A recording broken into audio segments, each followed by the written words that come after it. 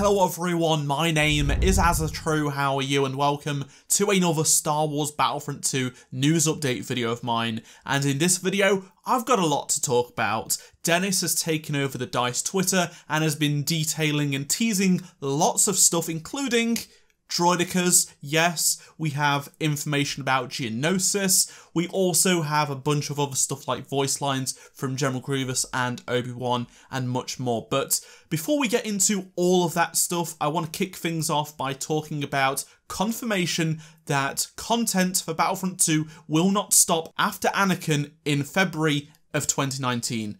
Ben confirmed there will be content coming after February 2019 that's not already been confirmed. So he states, as you know, we are due to release a new version of the roadmap at the end of the month. Unfortunately, as we are still planning out our second year of content, we will not be able to do one this month. We know many of you have had questions around this topic and we're excited to confirm that the content will continue. We know many of you had questions around this topic and we're excited to confirm that content will continue to be released for Battlefront 2 into 2019. He specifically stated we're talking about content that is currently not listed on the current roadmap, so beyond Anakin in February 2019.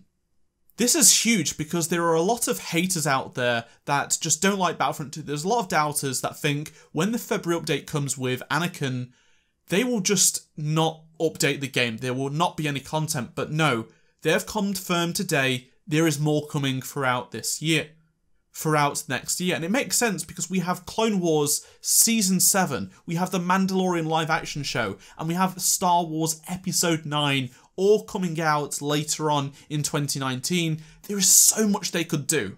Now let us move on to some stuff about Geonosis before we talk about what Dennis has had to say on the DICE Twitter account. So, a blog post went up on the Battlefront 2 website talking about the living world of Battlefront 2, all these kinds of creatures and events that go off when you're playing on the map. From the animals you see on Kashyyyk and Yavin 4 to the massive droids that attack the Camino facility. But one thing that sticks out is some mentioning of what's going on in the background of Geonosis, which is coming next month to Battlefront 2. So it states, using the upcoming location Geonosis for an example, its living world includes swarm of Geonosians, the world's native inhabitants flying erratically above the players' heads. So this is going to be something we're going to have to cope with when we're playing on there, especially if you're a clone trooper. You're going to have these AI Geonosians going all around, flying around. It's going to be pretty epic because we've only seen flying AI in the form of birds pretty much and starfighters, nothing like an actual character. It goes on to say you'll see starfighters swooping in over the barren battlefield, Spider Droids shooting lasers, and other visual effects in the backdrop, adding to that grand Battle of Geonosis sensation. Now that's really good stuff. This is the first proper details we've had of Geonosis that has not been leaked. You know, the Spider Droids are not going to be playable at this moment in time, but they are going to be on the map, and that'll be pretty interesting. You know, we're going to have ATTs, we're going to have Spider Droids that aren't playable but still be around there, Geonosians. It's going to be pretty awesome. And finally, before we do get on to what Dennis has been tweeting about, because he's been tweeting a lot of really good stuff, here is another General Grievous and Obi-Wan banter line that is going to be in the game. And I posted one yesterday, which I'll play after this new one, but this is a brand new one which Dennis tweeted out today. Your master really should have taught you not to be so impulsive. The way you have with young Skywalker. Touché. The advantage is mine, Kenobi! You'd think with 4 arms you'd have a better grasp on reality. Okay, so Dennis opened up today after spending a lot of time yesterday talking about Grievous, saying, every 7th week at DICE we do Sparks. For 2 straight days, all devs can work on whatever they want that can benefit the studio as a whole.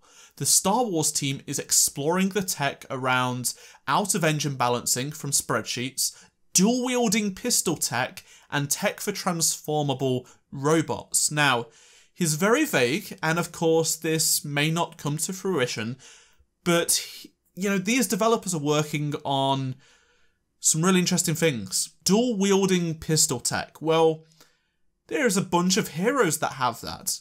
Captain Rex, Cad Bane, Jango Fett. It's clear that they could be working towards a new hero later down next year of one of those three, or even standard infantry battle. He also mentions transformable robots. The only transformable robot that would make sense in Battlefront 2 from Star Wars is a Droideka. So most of us thought that the third skin for General Grievous next month would be him in a cape, but Dennis said, well, he alluded to that wouldn't be the case. He says, there's an animation reason for why he always removes his cloak before fighting. Now this says to me, the third skin will not be the cape skin because of how having 4 arms would just mess with the cape completely and probably not work very good at all. It makes perfect sense they would not get that cloth correctly. But can you imagine if Dennis is teasing that in Heroes vs Villains, when you do the Heroes vs Villains intro, where everyone sort of ignites their lightsabers, Grievous walks up, shrugs his cape off, and then activates his lightsabers. That's what I think he's alluding to. We saw it in Revenge of the Sith. It could definitely happen with this game.